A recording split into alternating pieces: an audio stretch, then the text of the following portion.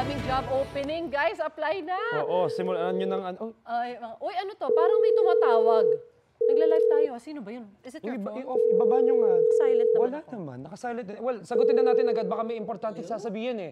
Hello? Hello? Sino po sila? Hello? Hello? Ano pong hula nyo Good sa... morning. Familiar! Good morning. Good morning. Si Miss Lid pala! Ako, ikaw pala Hi, yan. good morning. Nakikita ba Good kami? morning sa inyong lahat. I can't see you actually, but you can see me, right? But we Yes. can see you. Ang ganda mo. Always traveling. Thank you.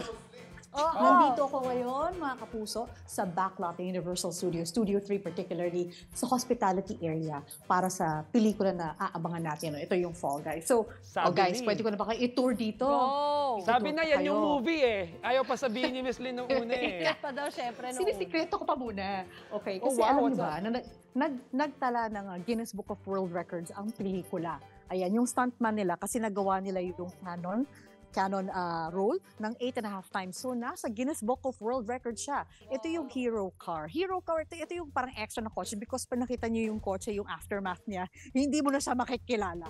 Ito naman nasa likod ko, ito yung isa sa mga maraming costumes ni Ryan Gosling sa pelikula. Actually, nakakatuwa yung eksenang suot niya yan. So, kung gusto niyo makita yung kinalabasan ng kotse pagkatapos i-Canon roll, ito yun. So, hindi na siya pwede i-display dito.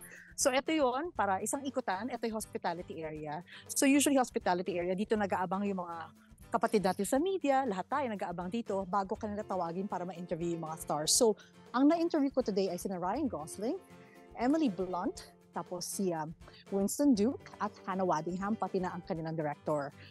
Si Winston Duke, siya yung M'Baku dun sa Black Panther as we know. So, yan, maganda yung naging interview ko sa kanila. Nakakatuwa silang kausap, ang babait nila. I don't know if you're looking at it right now, pero nagpadala na ako ng pictures dyan sa unang hirit. So sana ipakita nila, or nakikita nyo ba? Yes, Wala. yes. Namin, yes. Yeah. There you go. At Ano lang buti yan, pwede after the mag-picture. Di ba dati bawal? Actually, bawal. Yan ang sabi ko na eh. But, Pinoy but, tayo Mari, alam eh. mo naman, Ba't ikaw si Lynching eh? Ikaw si Lynching eh. Nag-charm na yung mga yan eh. May bawang Pilipinas. dried mango yan eh. Wala to there. Nakakahiya, wala ako regalo sa kanila. Pero syempre, di ba tayo mga Pilipino, gustong-gusto natin nagpapapicture. Hello, social Oo media, di naman. ba? Selfie. So, talagang i-assess mo lang yung mood nila kung maganda ba. Eh my gosh, dun sa interview na ipapakita ko sa inyo in the future, in the very near future, napakaganda ng mood nila, ang ganda ng batuhan nila, conversation nila. So, nakakatuwa talaga silang kausap. They're funny on and off camera, let's put it that way. And ikaw din, iba rin yung energy mo, Miss Lin. Your enthusiasm. Oo, Right now, parang- in your element. Parang bagay na Ano bagay yung ka talaga element? dyan, Mars. You fit that. Ito na talaga. Nahanap ko na yung aking tahanan. Oo, Wow. yan eh. Niche mo talaga yan eh. Always Oo, yung mga ano eh. traveling. Rubbing elbows with the Hollywood celebrities. She always is. Thank you. Anyway, Miss Lin, Thank you. thank you and enjoy the rest of your stay there.